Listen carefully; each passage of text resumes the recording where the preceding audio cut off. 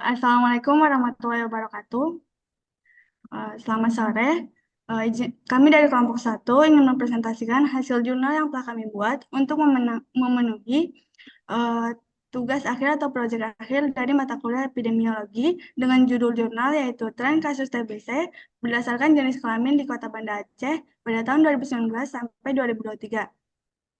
Sebelum memaparkan materi, izinkan kami dari kelompok 1 memperkenalkan diri dengan saya sendiri yaitu Eminara bersama rekan-rekan saya. Ada Kak Tia Noviani, Kak Hania Rahmapane, Kak Ina Lutfia Hanifah, dan Kak Putri Munalika. Baik, langsung saja. Eh, yang pertama ada pendahuluan. Pada pendahuluan dari jurnal kami, di sini kami menjelaskan bahwa tuberkulosis adalah penyakit menular kronis yang disebabkan oleh Mycobacterium tuberculosis, terutama menyerang paru-paru. Menurut WHO, pada tahun 2021 terdapat 10 juta kasus tuberkulosis secara global, dengan Indonesia menempati posisi ketiga terbanyak setelah India dan Cina. Di Aceh, angka kasus TBC pada tahun 2020 mencapai 6.456 kasus, menurun dari tahun sebelumnya. Beberapa faktor penyebab kasus tuberkulosis meningkat yaitu 1. Kepatuhan rendah terhadap pengobatan, durasi terapi yang panjang, efek samping obat, dan kendala ekonomi. Faktor tersebut menjadi tantangan utama dalam pengendalian tuberkulosis. Hal ini menggarisbawahi pentingnya peningkatan kepatuhan dan strategi pengendalian yang lebih efektif untuk menekankan angka kasus tuberkulosis di Indonesia. Next.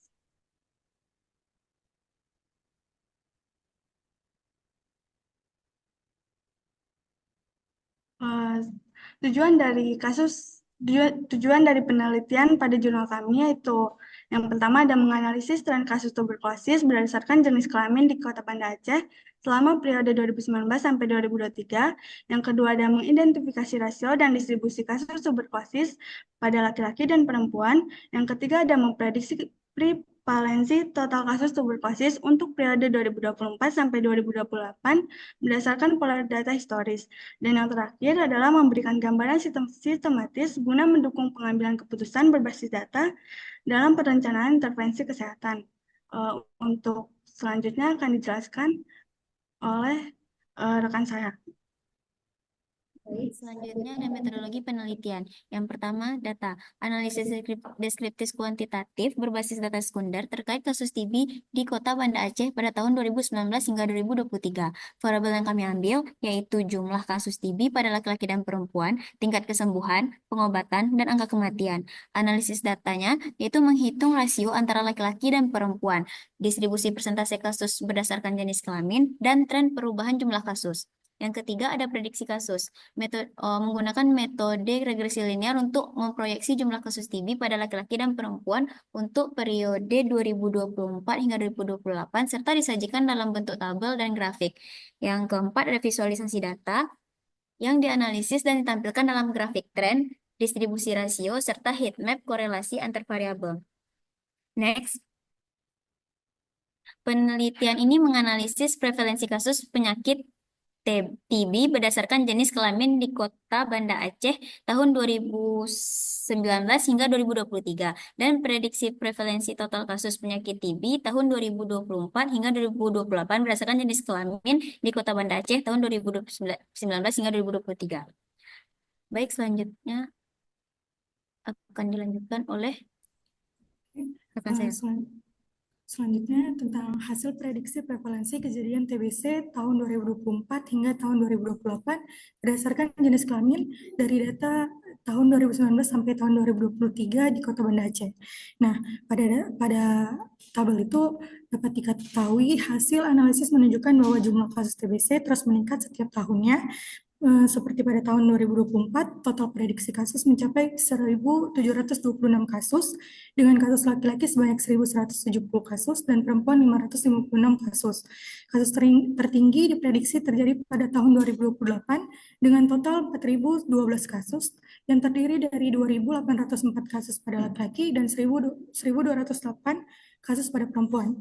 Secara keseluruhan, laki-laki selalu memiliki jumlah kasus yang lebih tinggi dibandingkan perempuan dengan selisih yang signifikan di setiap tahunnya. Selanjutnya. Berikut adalah grafik tren kasus TBC pada laki-laki dan perempuan. Berdasarkan grafik, terlihat bahwa jumlah kasus TBC pada laki-laki selalu lebih tinggi dibandingkan perempuan.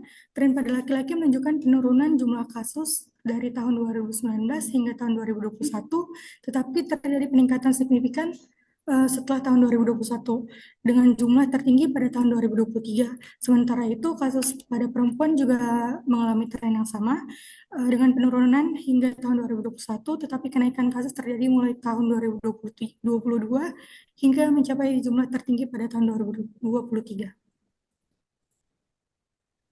Selanjutnya ada prediksi tren kasus TBC di mana pada prediksi kasus tren TBC pada laki-laki, grafik ini menunjukkan bahwa tren prediksi kasus TBC pada laki-laki di tahun 2020 sampai dengan 2028, data aktual dari tahun 2020 hingga 2023 menunjukkan fluktualisasi dengan tren menurun hingga tahun 2021.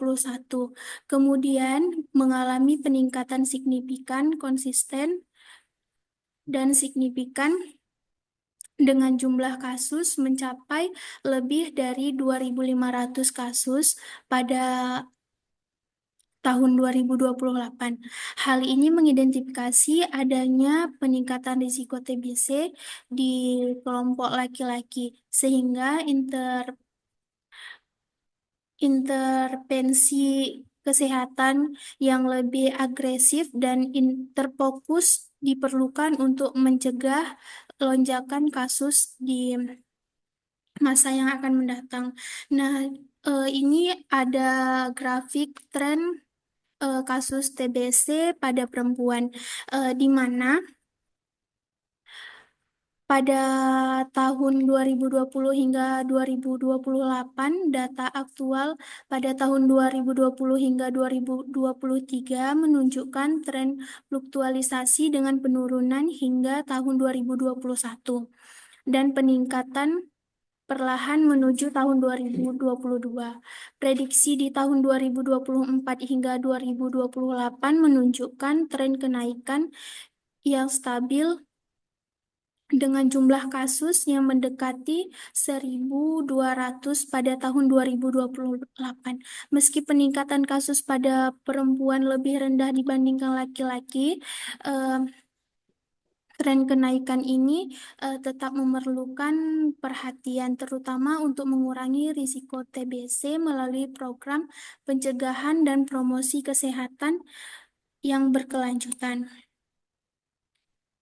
Selanjutnya ada rasio kasus TBC berdasarkan jenis kelamin, distribusi pengobatan, kesembuhan, dan kematian, yang dimana pada rasio kasus TBC laki-laki dan perempuan ini, sepanjang periode rasio kasus selalu berada di atas 1, di mana yang berarti jumlah kasus TBC pada laki-laki lebih tinggi dibandingkan perempuan.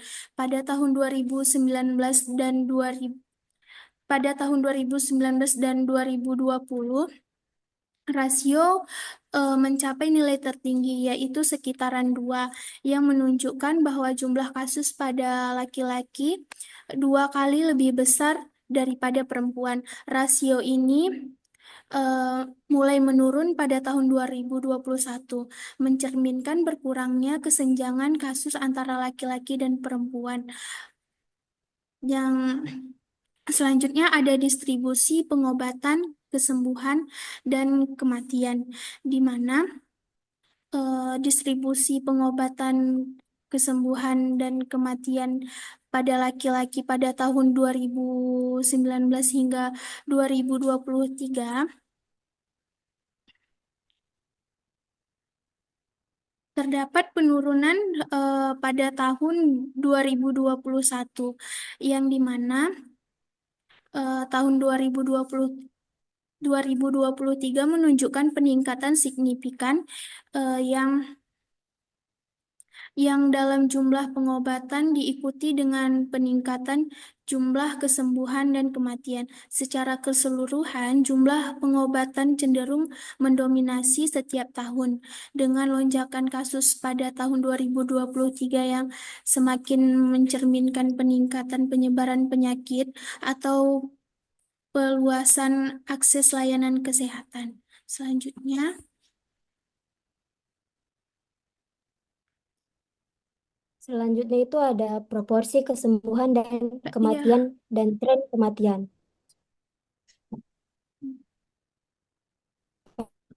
Ada proporsi kesembuhan, kami menggunakan proporsi kesembuhan dan kematian pada kasus TBC, mayoritas kasusnya itu berakhir dengan kesembuhan sekitar 82,6%. Dan sisanya sementara 17,4% kasus berujung pada kematian. Proporsi ini menunjukkan bahwa tingkat kesembuhan jauh lebih tinggi dibandingkan dengan tingkat kematian, yang memberikan gambaran positif tentang efektivitas pengobatan TBC. Selanjutnya ada tren kematian akibat TBC dari tahun 2019 hingga 2023. Pada tahun 2019 hingga tahun 2020, jumlah kematian masih masuk kategori rendah, tetapi mulai meningkat secara signifikan mulai dari tahun 2021. Peningkatan jumlah kematian terus berlanjut hingga tahun 2023, di mana terdapat lonjakan yang sangat tajam mencapai angka tertinggi lebih dari 50 kasus. Tren ini menunjukkan bahwa meskipun pengobatan dan kesembuhan TBC mungkin efektif bagi sebagian besar kasus, tapi ada faktor-faktor yang menyebabkan peningkatan angka kematian seperti keterlambatan diagnosis, resistensi obat, atau akses layanan kesehatan yang tidak merata. Selanjutnya, next. Dilanjutkan dengan matrik korelasi antar variabel pada laki-laki.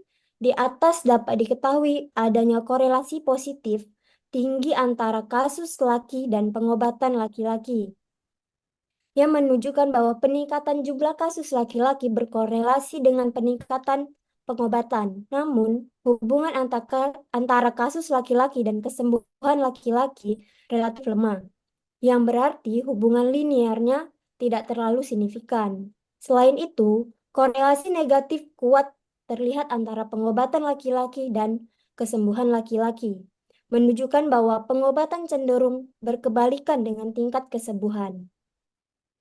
Variabel rasio sendiri memiliki korelasi negatif sangat kuat dengan kesembuhan laki-laki, yang berarti bahwa peningkatan rasio pengobatan laki-laki diikuti oleh penurunan angka kesembuhan. Hal itu juga terjadi pada hubungan rasio pengobatan laki-laki dan kesembuhan laki-laki. Sebaliknya, rasio kesembuhan laki-laki memiliki korelasi sempurna dengan kesembuhan laki-laki karena keduanya terkait langsung. Pada matriks korelasi antara data laki-laki di atas, dapat diketahui adanya korelasi positif tinggi antara kasus perempuan dan pengobatan perempuan, yang mengidentifikasi bahwa peningkatan jumlah kasus perempuan berkorelasi erat dengan peningkatan pengobatan. Namun, hubungan antara kasus perempuan dan kesembuhan perempuan cukup lemah dan negatif, menunjukkan hubungan yang tidak terlalu signifikan. Selanjutnya ada kesimpulan.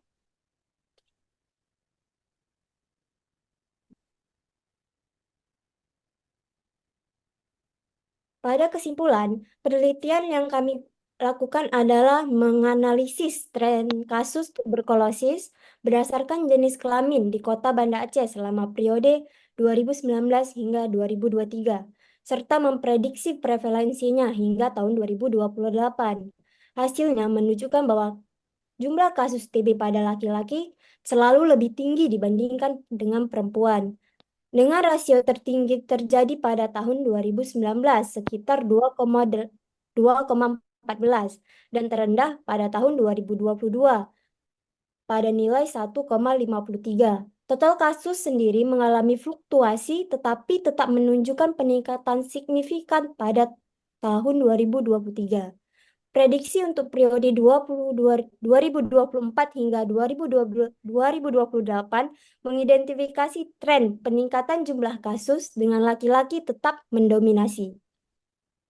Pada tahun 2028, total kasus diperkirakan mencapai 4.012, terdiri dari 2.804 kasus pada laki-laki dan 1.208 pada perempuan. Dominasi kasus pada laki-laki berkemungkinan dipengaruhi oleh faktor sosial, biologis, atau perilaku seperti kebiasaan merokok dan paparan risiko yang lebih tinggi. Penelitian yang kami lakukan merekomendasikan pendekatan berbasis gender, penguatan akses layanan kesehatan, serta peningkatan kesadaran masyarakat untuk mengurangi jumlah kasus dan angka kematian akibat tuberkulosis secara efektif.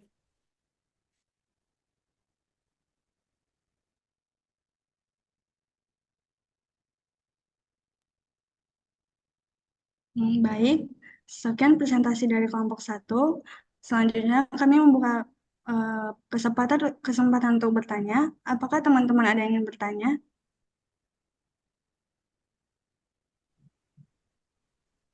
Saya dari kelompok 2 izin bertanya. Baik, dipersilahkan untuk kelompok 2. Sebelumnya perkenalkan, saya Nanda Salsabila dari kelompok 2 ingin bertanya, apa hambatan utama dalam penerapan kebijakan pengendalian TB ini di tingkat lokal seperti di Banda Aceh ini? Terima kasih. Baik, terima kasih atas pertanyaannya. Izinkan kami eh, men- mem-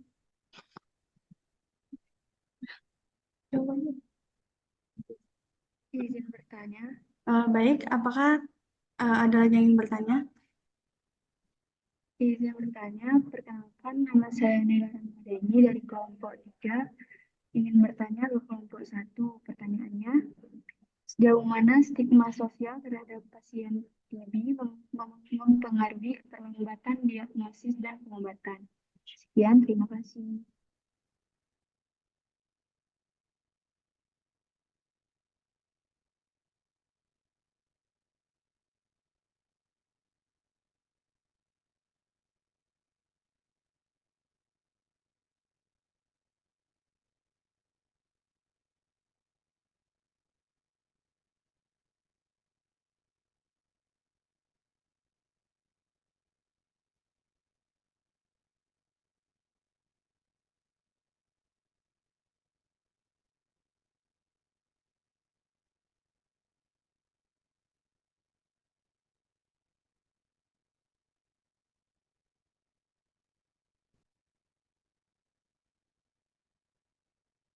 Baik, izinkan kami menjawab pertanyaan. Baik, saya akan menjawab pertanyaan dari Nanda Salsabila, yang dimana pertanyaannya tadi, apa hambatan utama dalam penerapan kebijakan pengendalian TB di tingkat lokal seperti Banda Aceh. Nah, hambatan utama meliputi kurangnya alokasi dana khusus untuk program TB, yang dimana terbatasnya jumlah tenaga kesehatan yang terlatih, stigma terhadap pasien TB, serta kurangnya integrasi layanan TB dengan program kesehatan lainnya seperti HIV dan AIDS.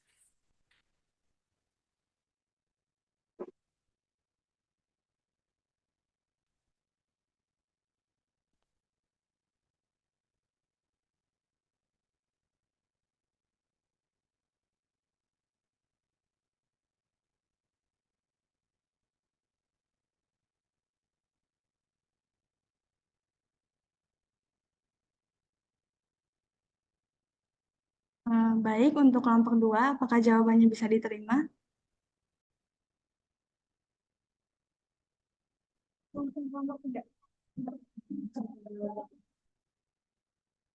Baik, di sini kami akan menjawab pertanyaan dari kelompok 3.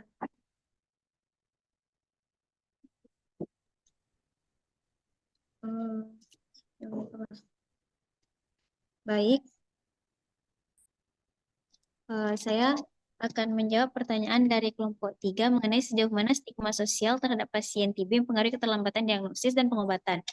Stigma sosial sering menyebabkan pasien enggan mencari diagnosis atau pengobatan karena takut dikucilkan. Hal ini dapat memperburuk penyebaran TB dan meningkatkan angka kematian karena diagnosis yang terlambat. Dah. Apakah kelompok 3 bisa menerima jawabannya?